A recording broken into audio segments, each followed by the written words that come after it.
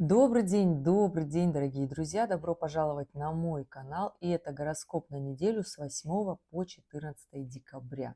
Да, друзья, присаживайтесь поудобнее, будем разбираться, какой же интересный у нас будет неделя. А эта неделя, могу сказать, будет такой переходной уже к новогоднему состоянию. Кто-то из нас начнет паниковать, кто-то, наоборот, наметит себе план к действию, кто-то будет стремительно идти уже по своему давно развитому плану, и у каждого, понимаете, здесь свои вопросики, потому что мы все люди разные. Я рассказываю вообще общий гороскоп, не деля на знаки зодиака сейчас, поэтому вы можете смотреть его неважно в каком вы знаке зодиака, по асценденту, по Солнцу и Луне, потому что я рассказываю основные тенденции недели, собственно, по этой информации я и строю долгосрочные гороскопы. И да, у нас неделю можно условно поделить на две части, да, и первая половина, можно сказать, будет продолжением прошлой недели, когда вот у нас еще будут складываться в астрологической конфигурации такие события, мы будем идти вперед, у нас как вроде как все будет получаться, наши эмоции и действия, и то, что мы говорим, и наши вроде как планы, и все даже случайности, которые будут происходить, они будут нам на руку, но к концу недели уже необходимо составить план. Ведь всю эту неделю у нас Марс будет в точной квадратуре с Сатурном. Марс в Стрельце у нас еще на этой неделе. Совсем скоро он перейдет в знак зодиака Козерог. И вот пока Марс в Стрельце, он гораздо ленивее, чем Марс в Козероге. И здесь для того, чтобы двигаться вперед, нужна какая-то вот такая цель большая и интересная, план, который радует, мотивирует. То есть здесь нужно себя мотивировать. Либо же Сатурн в квадратуре всегда мотивирует Марс, а это долговые обязательства, финансовая нестабильность в том числе. Точно так же на этой неделе у нас Марс в квадратуре с Нептуном. Это история депрессивных начал, когда нам хочется растрогаться, расстроиться, но не нужно этого делать, потому что эмоции здесь ни к чему. Мы еще успеем долю эмоций получить в празднике, поэтому здесь, конечно же, нужно собраться и двигаться вперед, двигаться дальше. Основную, конечно же, составляющую у нас будет занимать на этой неделе это оппозиция Лилит с Ураном. О чем эта история? Это наши страхи. Это наши такие большие, мощные страхи. Лилит у нас еще в Скорпионе. Эта история однозначно, когда вот нам хочется много, когда мы включаем в себе максималиста. Это финансовые вопросы, это и вопросы в отношениях. Нам хочется все и сразу, и здесь, и там. Но у нас здесь есть страхи. Точно так же, когда Лилит в Скорпионе, это вообще вопросы выживания, любой составляющей, потому что для кого-то остаться в одиночестве – это тоже вопрос выживания, да, а для кого-то остаться без финансов – это вопрос выживания. Поэтому Лилит в Скорпионе максимально сильно чувствует вот эти все инстинктные мотивы, поэтому здесь понимаете, что страхи, которые будут на этой неделе, а страхи какие? Потому что Лилит в оппозиции с Ураном. Это страхи к новому, к тому, что мы не понимаем, то, что за пределами нашего вот сейчас настоящего, да, страх перед будущим в том числе. У кого-то может быть страх в новое движение, и эту историю таки нужно понимать. То есть на этой неделе мы еще будем с вами, я даже отмотала назад и посмотрела, то есть в ноябре вот появились какие страхи, то есть себе их прям возьмите и зафиксируйте. И эта история будет очень хорошо работать на этой неделе. Забегу вперед, что на основе этих страхов самые сильные, вот сейчас, которые на этой неделе хорошо с собой поработают, в январе очень сильно поднимутся, потому что там именно на базе этих страхов, переживаний, страх нового, неизвестного, будущего, смена окружения, смены изменения в жизни, все, что связано с транспортом, с финансами, с деньгами, все, что связано с работой в том числе. Вот если этот страх у вас есть, не получится, а я вам говорю, что получится, да, то есть нужно просто делать сквозь страх и прям четко с собой понятно разговаривать, почему мы думаем, что не получится. И эта история такая, она очень мощно развернется в январе, и в течение этого не будет вот такой, знаете, просадки. Естественно, есть те, кто уйдут в какое-то депрессивное свое такое ленное состояние. Каждому по силам, каждый разбирается с тем, с чем он может. Не все могут вот так вот взять, встать, собраться, сказать: так, все, мне понятно, я начинаю действовать. Не все, вот правда, потому что кто-то не может, кому-то вот нужна такая мотивация. И да, эта неделя у нас начинается с 8 декабря. Она будет такая достаточно сильная. Первая ее часть начинается с понедельника. В понедельник у нас Луна будет во Льве, яркая, интересная, но при всем при этом в точной оппозиции с Плутоном. О чем эта история?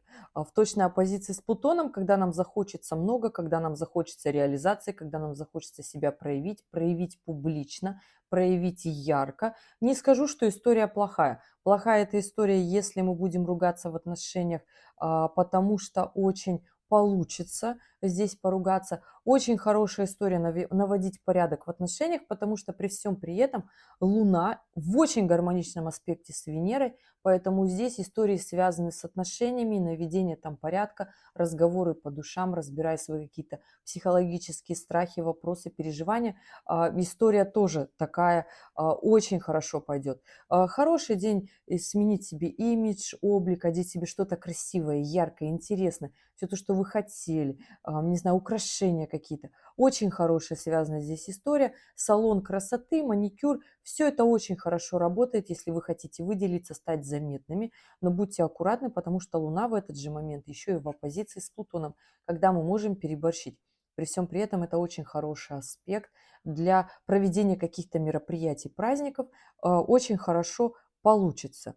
И да, идем дальше. У нас вторник, 9 декабря. Луна по-прежнему во Льве, но при всем при этом у нас во второй половине дня Луна будет уже в квадратуре с Ураном и в квадратуре с Меркурием, который в соединении с Лилией. То есть здесь такая история напряженная, здесь история как раз-таки вот активизируются все наши там страхи перед будущим. Нам будет казаться, что мы как-то недостаточно подкованы, что у нас недостаточно большой, обширный там круг контактов, друзей, знакомств, тех людей, к которым мы можем обратиться. У нас будут такие внутренние волнения очень сильные, да. Но здесь понимайте, что все будет зависеть от наших действий, в том числе, даем ли мы вот этой панической атаке себя как-то остановить. Потому что Луна все-таки, когда она во Льве, это яркая, действенная, творческая Луна, при всем при этом аспект с Меркурием напряжен, но нужно действовать просто больше, преодолевая свои страхи, преодолевая свои страхи перед будущим. А вдруг не получится, представляете? А вдруг получится? При всем при этом у нас еще потрясающие аспекты на этой неделе работают на финансовый достаток, потому что всю неделю у нас и Сатурн в гармоничном аспекте с Юпитером, то есть две социальные планеты, они по-прежнему работают. Здесь и Нептун гармоничный, то есть здесь еще и Плутон в связке с Ураном гармоничный, и с Меркурием в том числе, в гармоничных аспектах. При всем при этом все действия, которые мы начинали в октябре, в ноябре и даже в прошлой неделе декабря, тенденция сохраняется, доводите дела до конца. Все, что связано с покупкой, приобретением недвижимости, сильные сделки, даже если кажется, что оно куда-то делось, оно затянулось, оно не получается, продолжайте, не останавливайтесь, не позволяйте страху и своим волнениям себя остановить. Вопросы, связанные с переездом, с поиском новой работы, ищите, ищите, и будет хорошо. Ищите, договаривайтесь сейчас, даже если не получится. Помните, в начале видео говорила, что все, что будет начато сейчас, начнет вот такое сильное продолжение. Там идут очень сильные дни, 9, 10, 11, 12 января, очень мощные дни включения планет, и там закрутится все с новой мощной силой, поэтому я вам смело говорю, зеленый знак, если вы думаете, что не получится и зачем это нужно, это работа на будущее. Поэтому здесь смело говорю, вкладывайтесь в свое будущее. Среда, 10 декабря. Луна у нас в первой половине дня еще сохраняет вот этот аспект, квадратуру с Ураном, с Меркурием уже такой далекий. При всем при этом Луна в Деве. Нам очень хорошо в этот день среды поможет наше такое расчетливое, понимания жизни. То есть просто просчет. Хороший день для получения знаний, хороший день для реализации всяких историй с документами. То есть и здесь нужно таки понимать, что работа с документами, с цифрами очень будет хорошо как раз-таки эта история получаться, мозговая деятельность, первая половина дня, еще и аспект с ураном, инженеры, стратегии, здесь будут связаны новые знания, тоже будет очень хорошая, потому что история, когда у нас Луна в Деве, это хорошо приземляться, сложные какие-то знания, теории, документы, бумаги, все, что требует нашего особого внимания, здесь нужно, конечно, таки с этим разбираться, и будет нам всем хорошо. И если мы говорим следующий день, 11 11 декабря, Луна у нас по-прежнему в Деве, но в соединении с южным кармическим узлом. В чем здесь история? Луна еще и в квадратуре с Венерой в первой половине дня и начинает выстраиваться в квадратуру с Солнцем. То есть здесь посмотрите, чтобы наши внутренние желания не противоречили нашим отношениям, отношениям с руководством в том числе, да, отношения, здесь история мужчины и женщины тоже вот такая история, поэтому здесь будьте аккуратны, высока вероятность. Я не скажу, что таких ссор, скандал сильных, да, но выяснение отношений, потому что Луна, когда в Деве, мы не в огненной такой позиции выясняем отношения, потому что у нас уже и Марс, он в точной квадратуре с Сатурном, и это история, когда мы здраво, рационально, у нас какие-то конфликты, но это не вспыльчивая ругань, это как раз-таки, когда мы четко разбираемся в каких-то ситуациях, будь они, в принципе, в личной жизни, будь они на работе. И здесь, если будут какие-то ошибки, недоработки на работе, посмотрите, вернитесь в период ретроградного Меркурия, когда он у нас был в ноябре, да, с 9 по 29 ноября был ретроградный Меркурий, и здесь как раз-таки вот эта история с тех времен. Ищите с тех времен, потому что как раз-таки у нас 10-11 точное соединение Меркурия с Лилит в Скорпионе в оппозиции с Ураном. У нас вот там был этот аспект, и здесь как раз-таки он опять снова сходится, когда мы можем просто найти всю проблему, вот настоящую проблему в прошлом, где она вот там случилась, а мы просто этого не видели. Поэтому да, если у вас тянутся сделки с тех времен, какие-то договорные отношения, все не получались, закрывайте их уже, закрывайте, переставайте бояться. Все уже финальные градусы просто. И, у нас Меркурий в Скорпионе, он уже выходит тоже в Стрельца, и но уже хочется просто веселья, праздника, радости, каких-то расширений горизонтов. Но вот пока нужно разбираться с тем, что мы имеем. День такой, неделя такая требует максимально нашего внимания, нашего вот такого приземления. И да, 12 декабря такой день, можно сказать, пятница. Это пятница, день, я бы сказала, такой финал этой недели, да, потому что у нас на самом-то деле выходные будут гораздо спокойнее. У нас такая очень мощная, сильная конфигурация складывается, распадется такой большой трен, его не будет, да, то есть все то, что, помните, я говорила, работало у нас всю осень, вот как раз-таки вот здесь после 12 декабря эта история распадается, уже не будет все идти к нам легко, как нам бы хотелось и как получалось. Раньше, сейчас скажут, Женя, вообще ни разу легко не приходило. Да ладно, ребят, правда, когда есть вот такие конфигурации, все идет гораздо проще. Мы сил затрачиваем все равно достаточно, но все равно оно получается. А после этого придется уже без вот этих историй гармоничных идти. Пятница. У нас Уран в точной оппозиции с Лилит в соединении с Меркурием, который уже перешел в Стрельца. Луна в точной оппозиции с Нептуном и Сатурном. Это создает еще другую конфигурацию. Вообще у нас на небе будет 12-12-2025. Я не знаю, чего там эзотерики говорят, нумерологи, но вообще на небе звезда Давида. Очень мощная, сильная конфигурация. Вот здесь постарайтесь сделать очень много, потому что первую половину дня Луна будет в знаке Девы уже только вечером. Если мы говорим про Москву, после 18 по Москве Луна перейдет в знак Весы и начнет эта история распадаться. А так вот такая точная конфигурация, когда мы много хотим и много получаем. Вот здесь посмотрите, пожалуйста, что же вам хочется, потому что Луна в Деве– это когда мы максимально приземлены в своих желаниях, в своих мечтаниях. У нас вот мечты, конечно, будет здесь олицетворять оппозиция с Нептуном, но оппозиция с Сатурном будет нас очень сильно в реальность приземлять, и здесь мы будем считать, что же нам нужно для нашей жизни. А когда мы подходим к своей жизни не с иллюзорным эзотерическим началом, а когда мы подходим к своей жизни приземленно, то есть мы понимаем так, для того, чтобы нам качественно войти в Новый год, чтобы нам доставало это чувство радости, беззаботности, как минимум удовольствия и чувства безопасности, нам нужна определенная финансовая подушка, потому что мы с вами все, сколько угодно можно быть эзотериками, но мы с вами, дорогие, живем в материальном мире.